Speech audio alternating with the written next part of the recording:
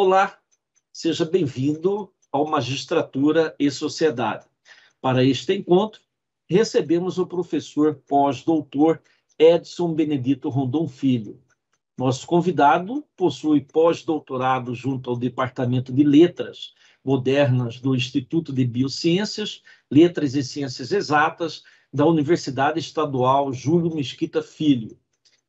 Também é doutor em Sociologia pela Universidade Federal do Rio Grande do Sul, na linha de Violência, Criminalização, Cidadania e Direito, com estágio doutoral junto à Universidade da França, em 2013. Também é mestre em Educação pela Universidade Federal de Mato Grosso.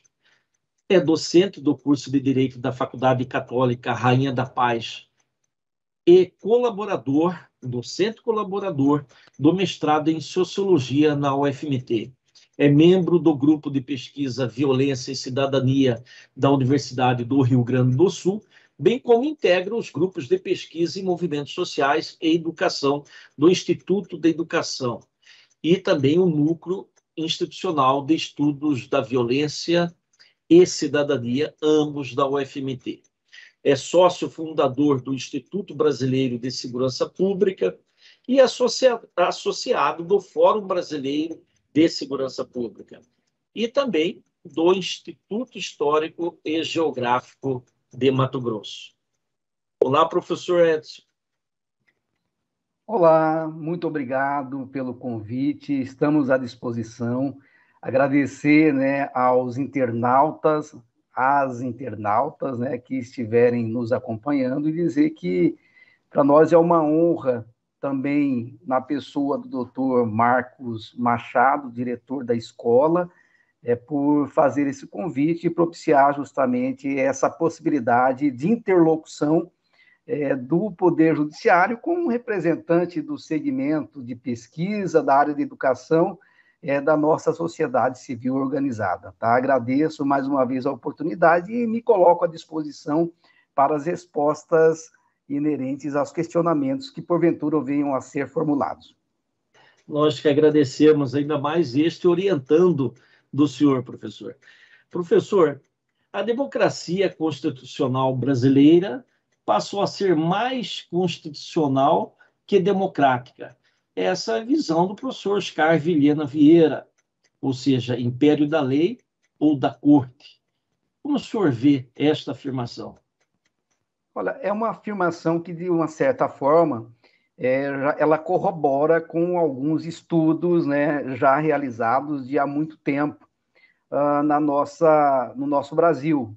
Eu destacaria o professor Guilherme O'Donnell, que é um argentino, e pesquisa justamente a questão de autoritarismo socialmente implantado, e é onde ele acaba concebendo, enquanto conceituação, esse enquadramento para a nossa democracia, porque você tem uma democracia, de fato, ela é aplaudida do ponto de vista formal, mas quando você vai analisar a sua materialidade, como que ela chega à nossa população, ela acaba não condizendo com aquilo que estão, com aquelas normas que estão estabelecidas nas cártulas maiores. Então, você tem direitos que são concedidos no atacado, que não chegam no varejo. Então, você tem um problema, justamente, de materialização daquilo que está formalmente previsto na nossa Constituição. E, sobretudo, talvez como marca da nossa construção histórico-social, que é marcada por um patriarcalismo muito latente, é um Estado que ele também tem um rótulo de clientelista, e você tem associado a isso aí uma questão também de racismo estrutural, principalmente, que acaba prejudicando justamente o equilíbrio das relações nesse chamado Estado democrático. Então, a saída para justamente esse problema, né, que você indicou, passa, inclusive, por uma conscientização por todos nós, enquanto cidadãos brasileiros, sobretudo para que haja e ocorra uma adequação valorativa, que é pessoal de cada um, aos valores que as normas carregam. E isso passa, inclusive, por um processo de socialização. Por isso que nós temos conflitos em razão de leis que muitas vezes inovam, trazem uma nova perspectiva relacional do ponto de vista de liberdades, né, e até mesmo relações sociais, mas que ainda continuam sendo insistentemente desobedecidas, porque carecem justamente de um tempo para serem absorvidas, e isso tem reflexo, inclusive, na questão da justiça criminal e até no plano civil também. Tá? Então, eu penso que ainda tem um longo caminho a ser percorrido para que, de fato, a gente consiga conciliar, né, o que é previsto no plano formal com aquilo que é materializado na nossa sociedade. E isso aumenta, naturalmente, a responsabilidade dos órgãos do Poder Judiciário, né, dos seus membros. Mas o Judiciário, professor, superou a pecha de justiça elitista que não alcança os ricos? Olha, de uma certa forma, você tem, né, alguns mecanismos que foram implementados e que, com isso, acabaram contribuindo para que o judiciário ele aumentasse, né, o seu alcance do ponto de vista de democracia, né, de democracia. Então, não que efetivamente, né, a classe que a gente conhece como cifra dourada, né, que é justamente um conceito para você analisar como ficam os crimes de colarinho, mas a implementação de algumas medidas e até mesmo conjugação de esforços que antecedem até mesmo a interferência do Poder Judiciário pelas instâncias policiais e até mesmo do Ministério Público, a gente vê que sistematicamente tem aumentado essa vigilância e essa atuação do Poder Judiciário para esse setor que a gente diz que é mais favorecido economicamente, sobretudo no plano do direito eleitoral.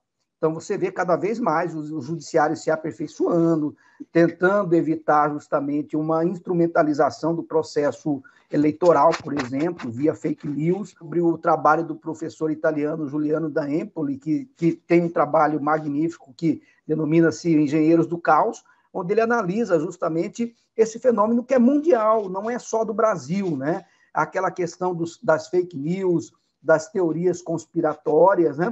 E o nosso judiciário, eu tenho visto e acompanhado, inclusive com as medidas do Tribunal Superior Eleitoral, uma iniciativa peculiar para tentar coibir justamente essas interferências que são feitas majoritariamente por esse segmento que tem um poder econômico diferenciado do restante da sociedade. Mas é só isso?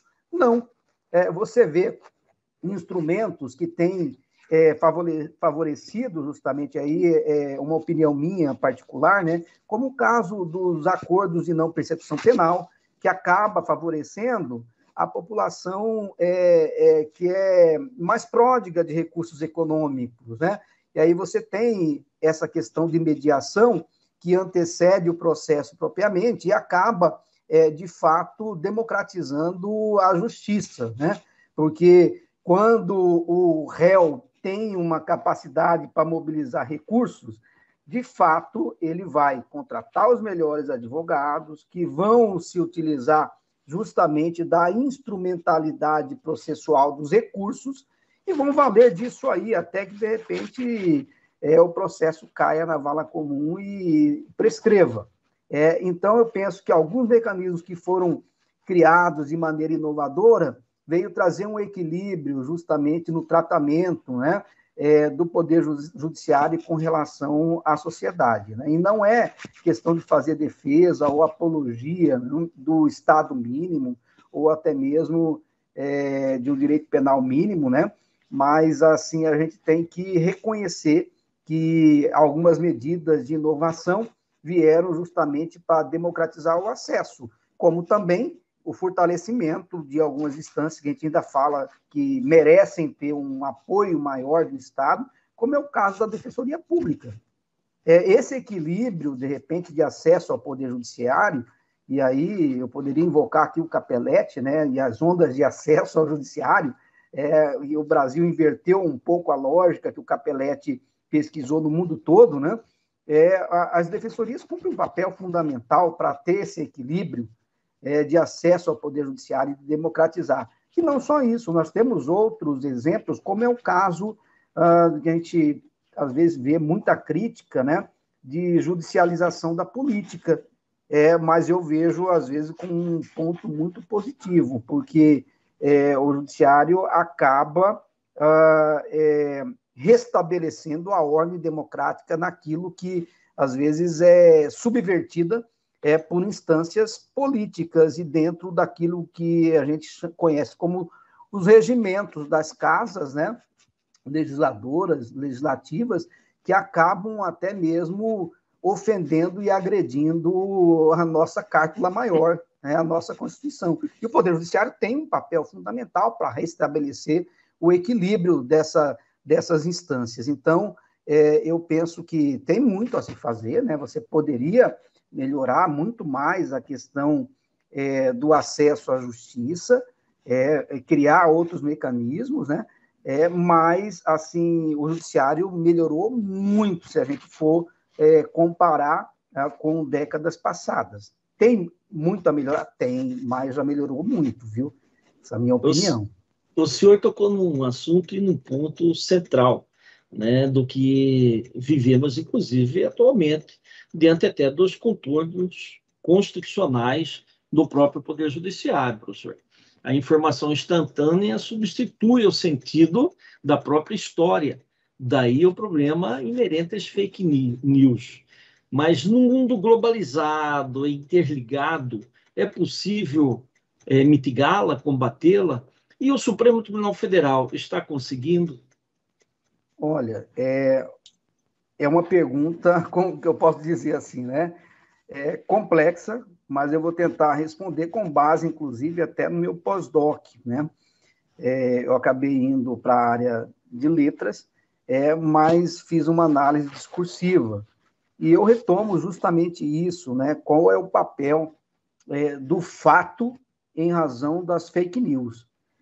E nessa linha, eu tenho que o fato sempre prevalece.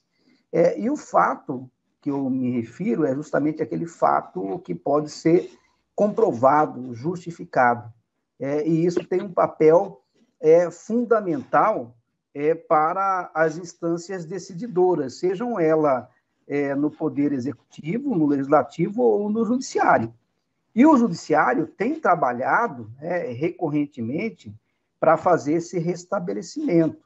Nós temos aí os marcos, né, normativos, seja a questão Marco Civil da Internet, LGPD, que visam justamente trazer um equilíbrio, inclusive na análise, em relação a essas relações que acontecem no cyberespaço, na internet. E você vê que, de fato, ainda tem muito a se regulamentar.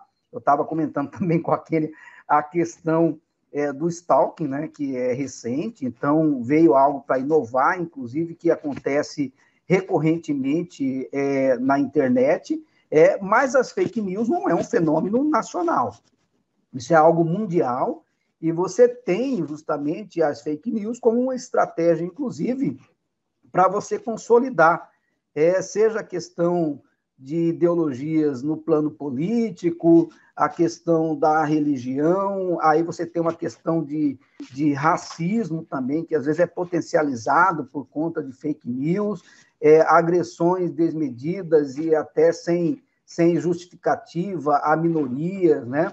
Por questão de gênero, por questão de orientação sexual. Então, é algo que deve ser combatido, e eu tenho visto isso nas instâncias judiciais. Então, você tem justamente, é óbvio, um marco normativo que acaba engessando ali o que a gente chama de livre convencimento do magistrado, mas que, de certa forma, né, te dá parâmetros para você assim, se socorrer às vias judiciais e ter, de repente, um direito atendido, né? É óbvio que aí é uma crítica, às vezes, assim, o reconhecimento desse direito passa por provas que, do ponto de vista de quem está pleiteando o reconhecimento do direito, às vezes carece de questão econômica, né?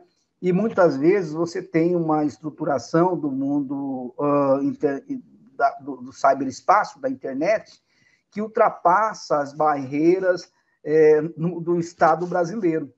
Então, você tem uma limitação, né, que é territorial. Então, para se ter uma ideia, às vezes você tem um problema de fake news de algum site, mas o site não é hospedado no Brasil, tá? Tem um DNS que está nos Estados Unidos, está lá na Ásia, está na Europa, entendeu? E aí você tem, de repente, o registro do site, o nome de laranjas. Então, tem uma série de coisas assim que, quando você vai para o processo propriamente, fica de difícil comprovação, e você tem também a questão, por exemplo, né, de direitos e garantias constitucionais que são postos na balança, e aí você tem um marco regulatório do Poder Judiciário que acaba, às vezes, pendendo contra a própria vítima do fake news. Você tem a questão da liberdade de expressão, de opinião, da imprensa,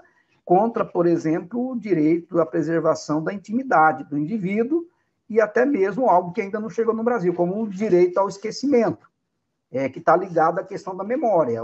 Que é muito debatido hoje na Alemanha. Na Alemanha, na Europa, você já tem um debate, né, sobre o direito ao esquecimento, né? Então, assim como você tem o clamor, né, da liberdade de expressão e da memória, que deve ser sempre reavivada, você tem alguns fatos que a pessoa que está envolvida, ela sofre com a recorrência. E se você pegar, de repente, os indexadores, né, como é o caso do Google, do Yahoo e outros mais, se você digitar o nome de alguém que sofreu um processo há 5, 6, 7, 8 anos atrás, esse indexador ele vai restabelecer aquela notícia que já era para estar esquecida se estivesse acondicionada numa biblioteca física.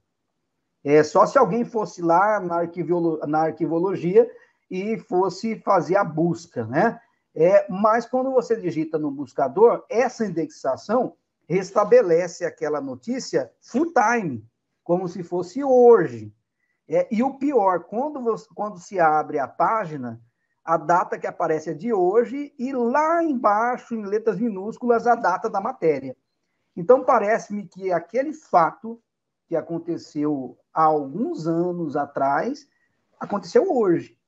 E a pessoa, às vezes, ela acaba sendo punida, prejudicada e tem que entrar na justiça para fazer valer o seu direito de desindexar dos buscadores. Então, é algo muito complexo que a gente ainda não chegou no meio termo, acho que ainda vai muito tempo para ter, de fato, uma regulação apropriada desse campo que eu considero como terra de ninguém, que é a internet, que o que a gente convive aí no dia a dia é só a superfície, que a gente fala surface internet. Então, você tem abaixo da superfície um mundo todo obscuro, né, que você tem a darknet, onde você tem justamente um campo propício para as diversas ordens de crimes que pode acontecer, desde tráfico de órgãos, de seres humanos, venda de drogas, de armas. Aí você tem a questão das fraudes, né, a questão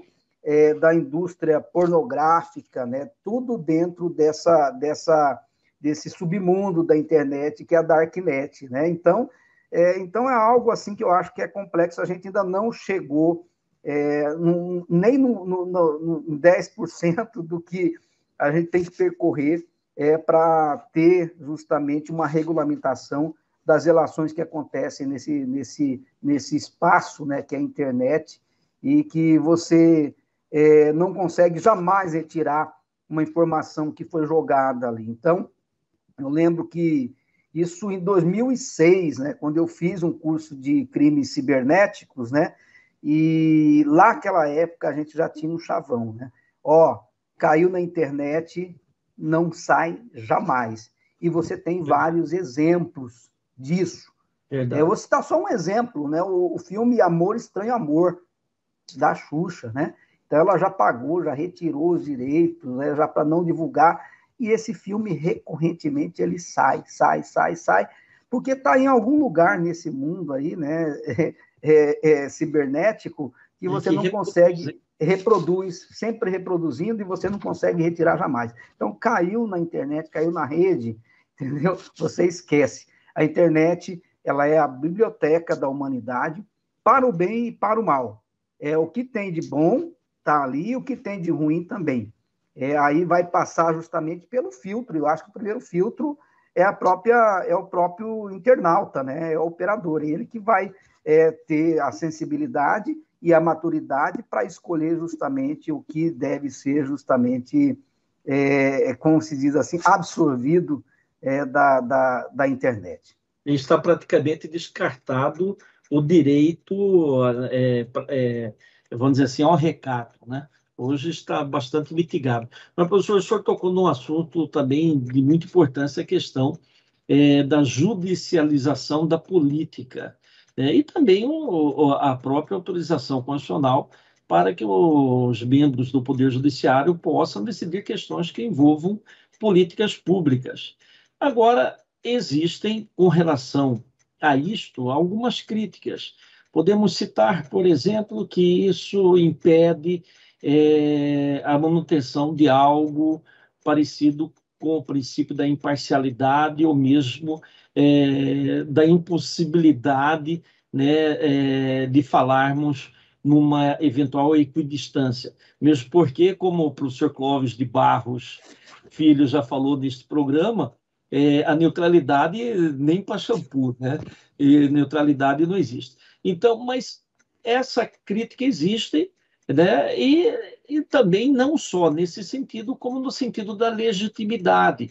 O judiciário não vem do voto popular, seus membros são técnicos, não há uma democracia desse processo, por assim dizer, nesse processo de escolha de seus membros, uma ampla democracia.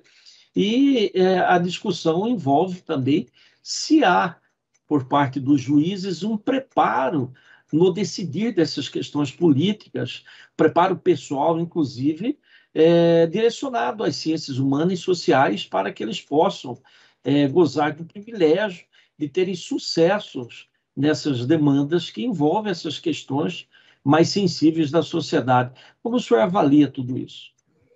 Olha, isso é um grande caldeirão, né? De embates, porque a gente tem que analisar, eu penso assim, né? E aí, numa linha bem kantiana, né? Onde você tem a autonomia do sujeito em contraposição à heteronomia das regras, onde você tem aquela questão da conformidade, do dever, da boa vontade. E eu traria justamente assim o que é fato e o que é o direito para cada situação.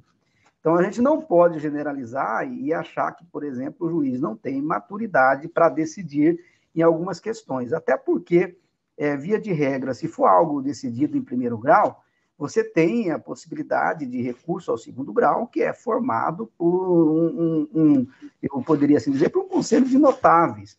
São magistrados, são desembargadores que estão no segundo grau, representam, né, de uma certa forma a sociedade, porque você tem ali desembargadores que têm origem no Ministério Público, desembargadores que têm origem na OAB, que aí vem a questão da representação social em si, de um operador do direito, né, e você tem o magistrado de carreira ali compondo justamente esse corpo que vai decidir em última instância. Então, eu penso que, do ponto de vista de maturidade, de experiência, de capacidade técnica para decidir a respeito, não se tem nem questionamento a respeito. É óbvio que você tem ali, mesmo que não demonstrada, explicitamente nas decisões, você tem os alinhamentos políticos, ideológicos, as perspectivas religiosas, que todos nós carregamos. Não tem como eu dizer que a minha socialização, a minha vivência, né, as disposições que eu incorporei ao longo da minha existência não vão interferir nas ações que eventualmente eu venha a exteriorizar. Isso também passa, inclusive, pela questão da magistratura. Então, a questão de experiência e capacidade técnica para decidir, eu penso que isso aí com algumas exceções, é fato já ultrapassado. Então, de fato, tem.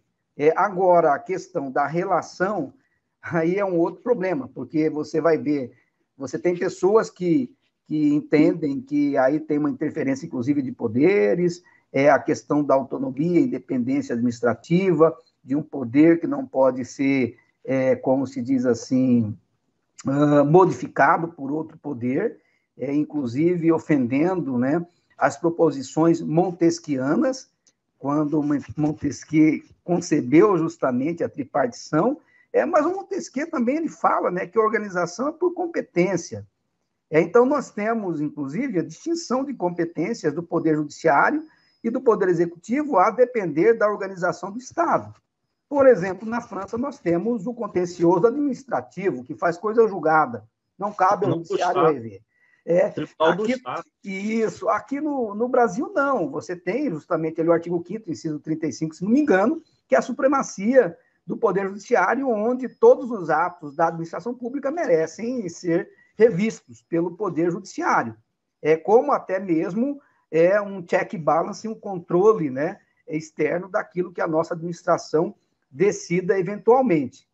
O que eu digo nesse ponto, né, da questão de competência também, é algo bem complexo, porque ao mesmo tempo que você faz a crítica da judicialização da política, você tem também uma crítica da politização do judiciário, né? Então, você tem esses dois fenômenos que caminham lado a lado, e especificamente no que se refere à questão da judicialização da política, algumas questões, isso aí, na minha opinião, merecem interferências, até porque você tem conhecimento de PPPs, né, do plano plurianual, político, né, plurianual, você tem conhecimento de orçamento e tudo mais, de previsões, de ações que deveriam ser realizadas e que não são realizadas.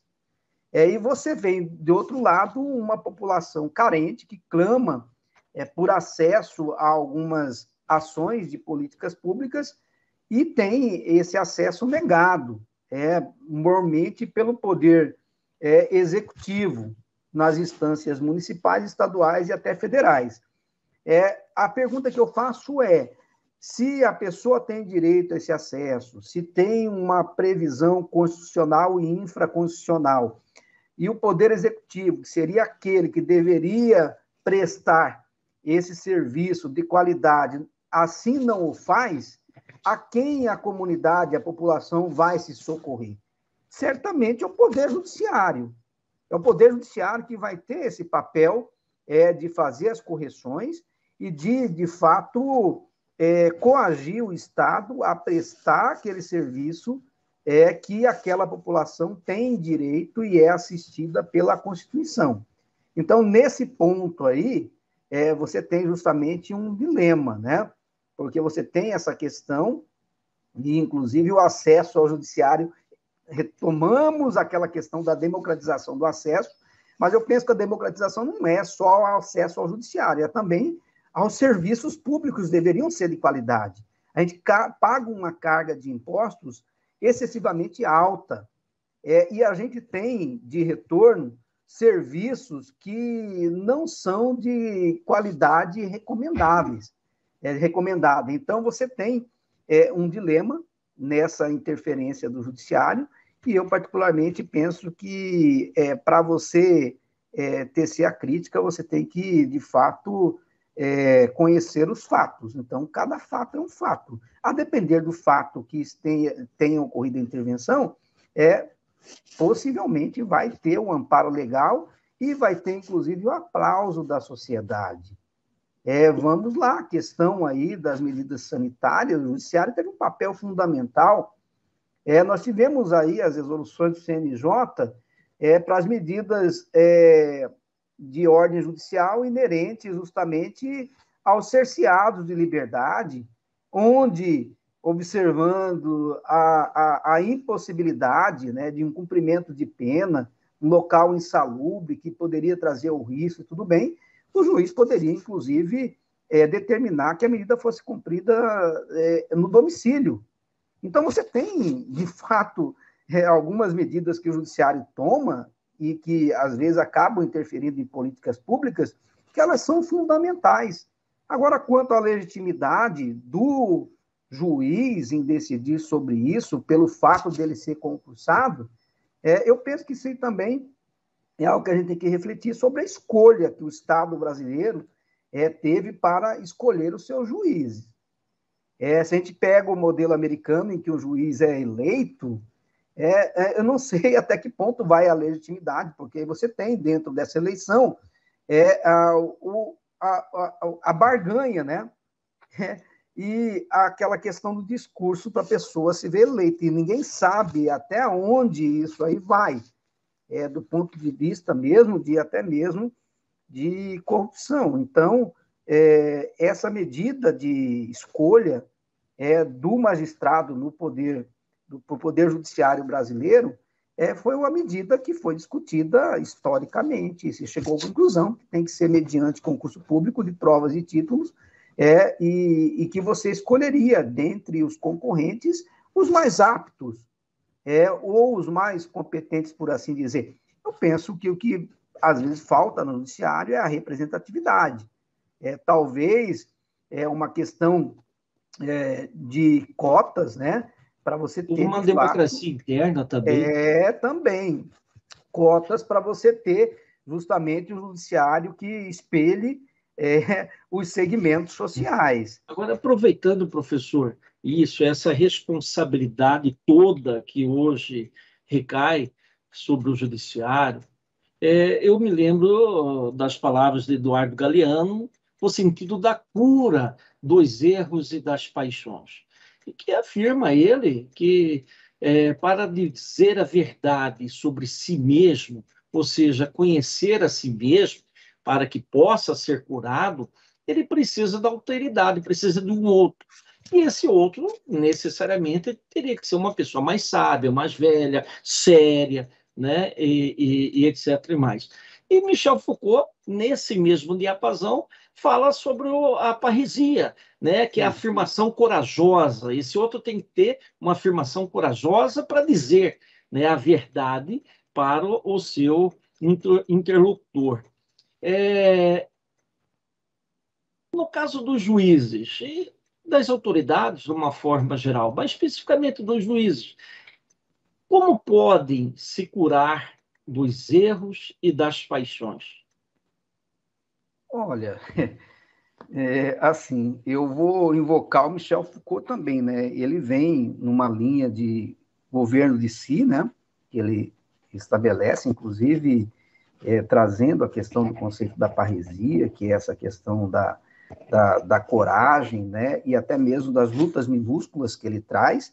E depois, na última etapa de pensamento dele, ele vem com a hermenêutica do sujeito, né?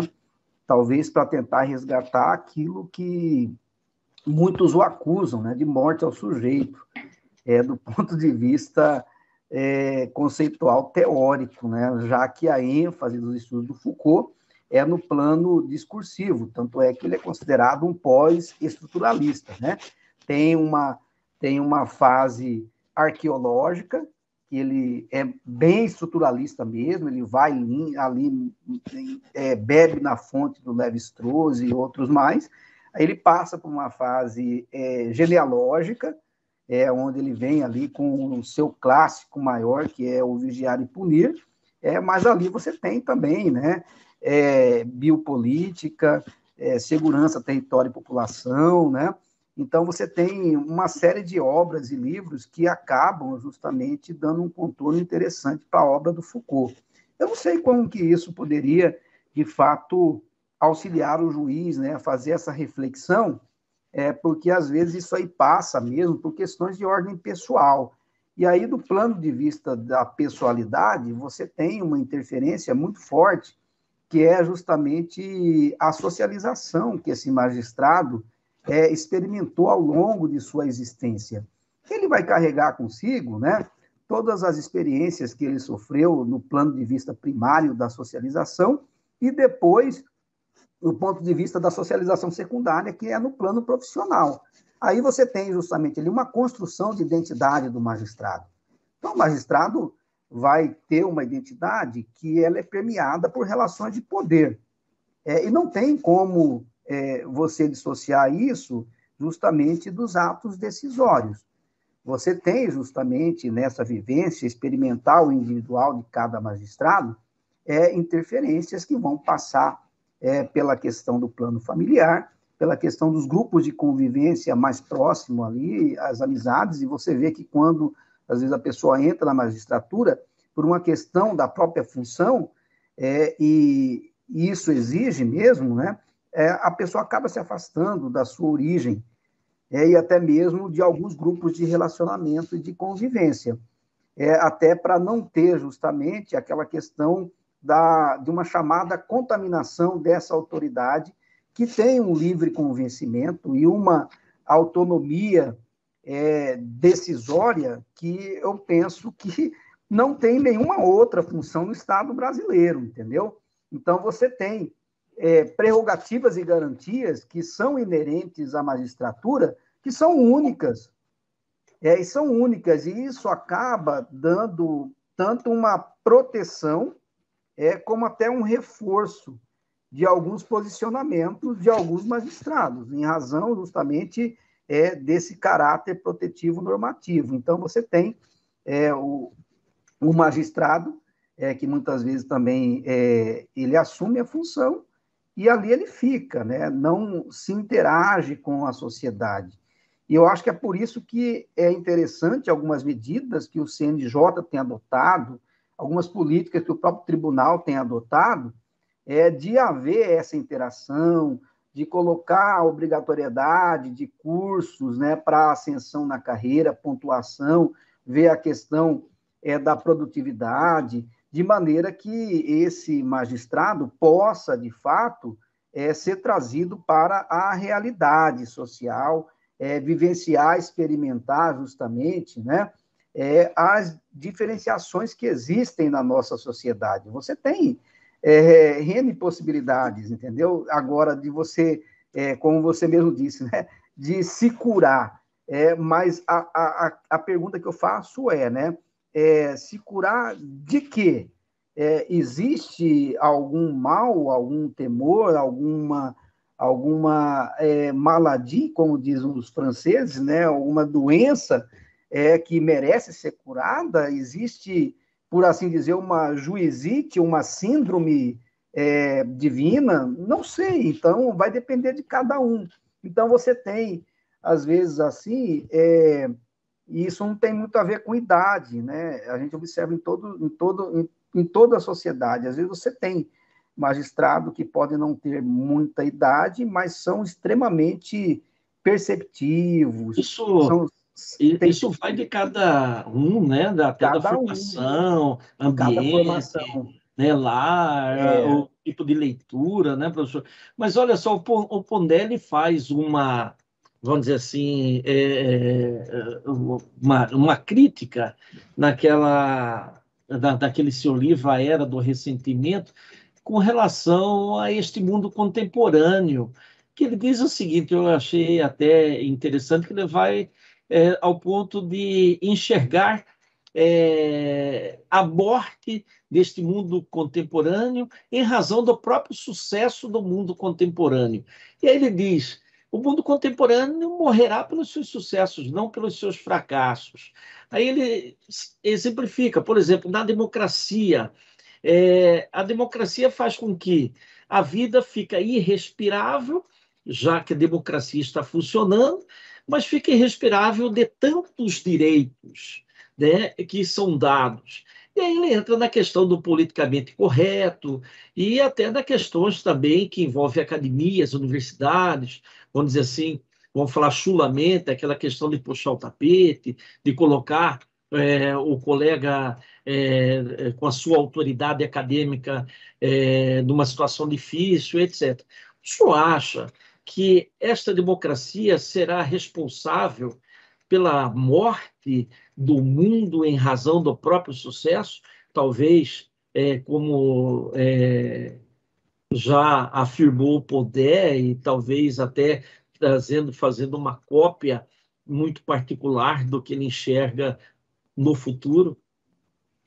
Olha, eu não concordo com a afirmação. Porque você responsabilizar toda a problemática que existe atual pelo excesso de democracia chega a ser algo até leviano.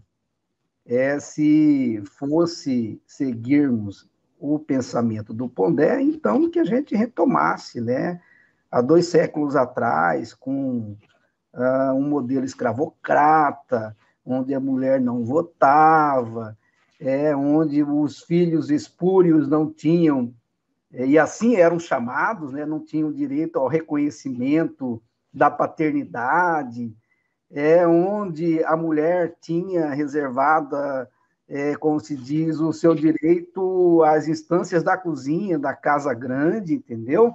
As escravas como objeto sexual, eu não sei se é isso aí mesmo, se a democracia piorou as relações sociais. Então, eu acho que é algo mesmo para impactar, né, para que as pessoas reflitam. Não sei se era essa a intenção do Pondé. O Pondé é meio niilista, né? E ele, na realidade, a perspectiva dele é sempre no sarcasmo, na ironia, para trazer justamente as pessoas a refletirem, né? Então, não sei se de fato é isso que ele quis dizer textualmente, né? Que, na realidade, ele escreve e deixa ao leitor fazer o exercício naquilo que o Wittgenstein chama, né, de reinterpretação, né, da leitura. Então, A linguagem, da né? linguagem. Então, é algo que cada leitor vai pensar de uma forma. Eu não sei se o Pondé, de fato, quis dizer que a democracia vai destruir o excesso de direitos. Ele, às vezes, chama a atenção do politicamente correto, né? Tem até um outro livro aqui que ele escreveu aqui, Por que Virei à Direita, né? Tem um capítulo dele, né? E que ele vai justamente questionar, né, a questão de uma maneira muito genérica, o Michel Foucault, de uma certa forma, os pensadores de esquerda. Mas se não fosse justamente, né, essa turma que pensa as minorias e que briga pelo reconhecimento dos direitos, quem assim faria, entendeu? Então, a gente tem que dosar. Acho que tem um meio termo para se chegar num consenso. Dizer que a democracia piorou as relações, eu acho que é forçar a barra. Então, hoje, quando você tem uma liberdade ao sufrágio universal, um acesso a todos, né, para o direito de voto, que é justamente a questão que vai ser o fundamento da cidadania, você tem, no nosso Brasil especificamente, né, um acesso universal, integral à saúde, coisa que em poucos países do mundo tem, talvez nos Estados Providências da Europa, né?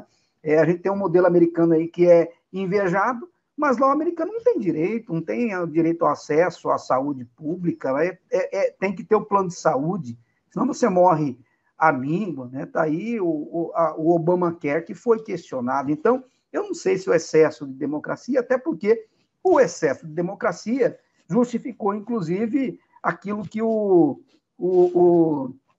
se conhece como guerra justa, né? Então, os americanos fizeram guerra o tempo todo com a justificativa de se levar à democracia. E aqui, aí vem o Pondé e fala que a democracia pode justamente acabar com a contemporaneidade, com a sociedade.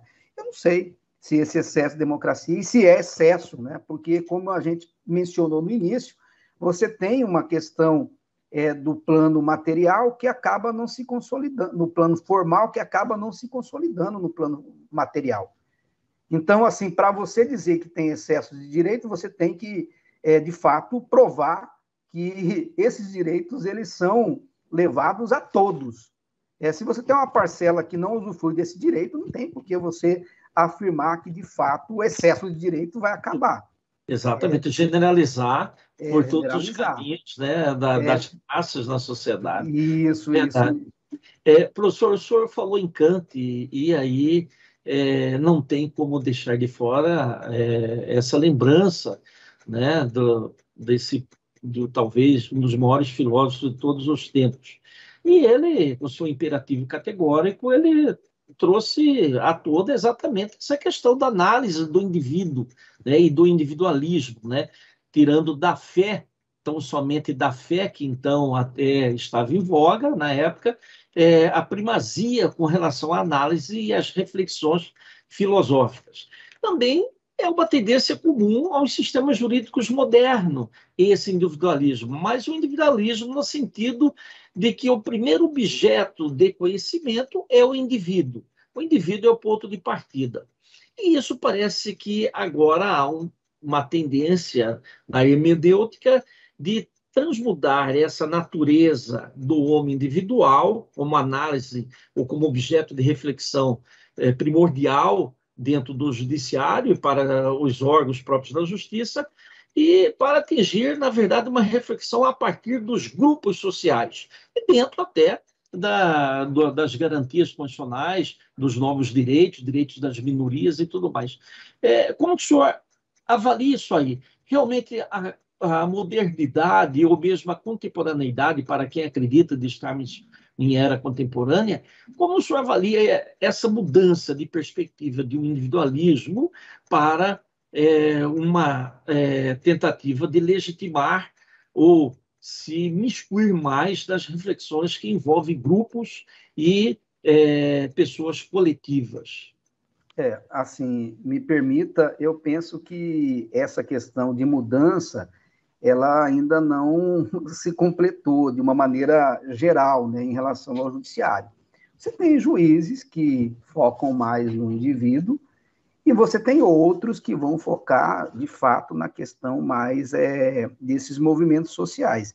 É por isso que tem as linhas, né, do direito alternativo, do direito achado na rua, né, por assim dizer, que a gente tem acompanhado desde a década de 80, 90, né, você tem a perspectiva da criminologia crítica, né, sobretudo na ótica do professor Juarez Cirino, né, Nilo Batista, que é da escola carioca, né, de pensamento criminológico. Você tem a perspectiva gaúcha, né, do desembargador Subra, né? Você tem justamente escolas, linhas de pensamento, mas que nem todos seguem. Então, se você for pegar as decisões, e isso é muito interessante, né? Quando você pega as decisões, você vê a questão da diferença, né, de linha, de escola, de pensamento, e que acaba, às vezes, sendo nivelado na segunda instância.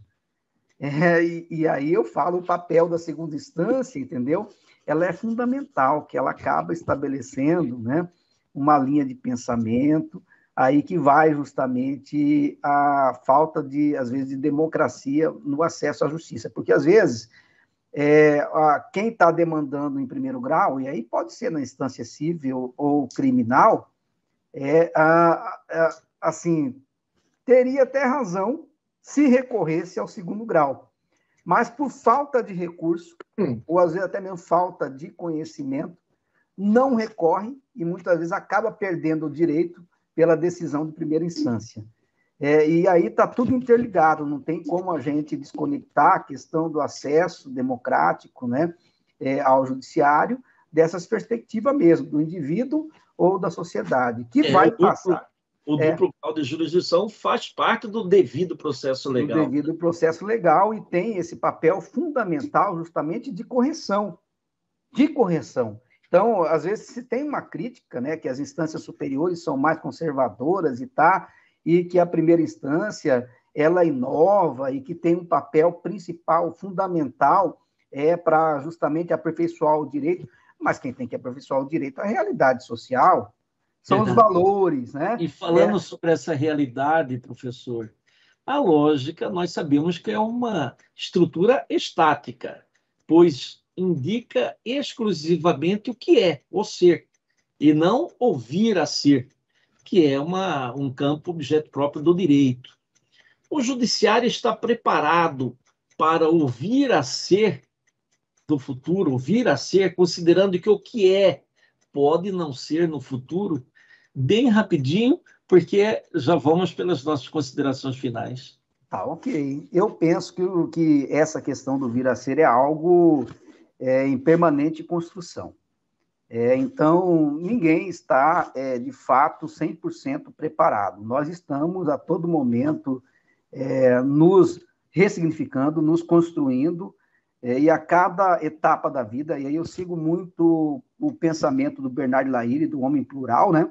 Então, não existe nada estático. Então, a gente está em movimento perpétuo, e a cada tempo que você vivencia, experimenta, né, experiencia, você tem novas disposições que vão ser incorporadas e podem alterar justamente a sua marcha futura.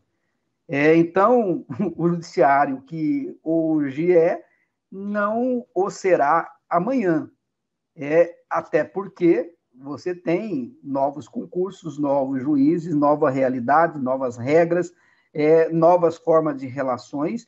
Você tem tutelas que antes estavam no plano público, que migraram para o plano privado, e, portanto, não vai ser o mesmo judiciário. O judiciário vai estar, como Heráclito já dizia, né? Como se fosse a água do rio. Não vai ser a mesma água, não vai ser o mesmo Tudo está em judiciário movimento. nunca. Tudo em movimento, entendeu?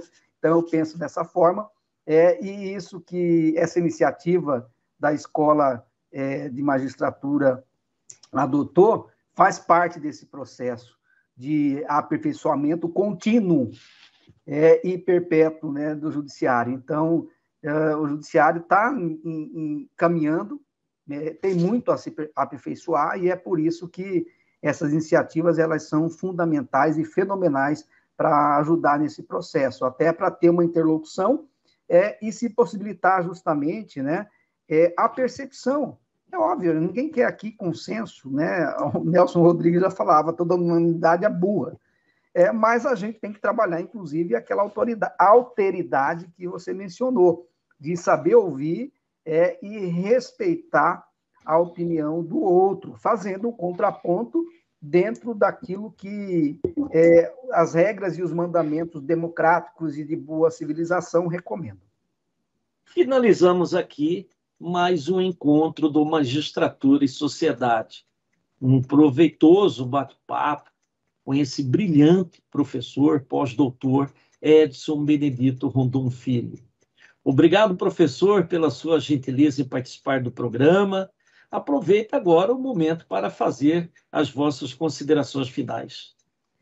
Eu que agradeço, em especial ao doutor Marcos Henrique Machado, desembargador diretor da Escola Superior de Magistratura, ao professor juiz, filósofo, né, Gonçalo Antunes de Barros Neto, também aos IAs internautas que eventualmente tiraram o seu tempo e puderam acompanhar esse bate-papo que eu penso que foi informal, mas de grande valia e proveito para todos nós. Fica aqui o meu abraço, sincero, sintam-se todos abraçados, né? E até uma outra oportunidade. Agradeço também a toda a nossa equipe técnica. Até o próximo programa. Obrigado.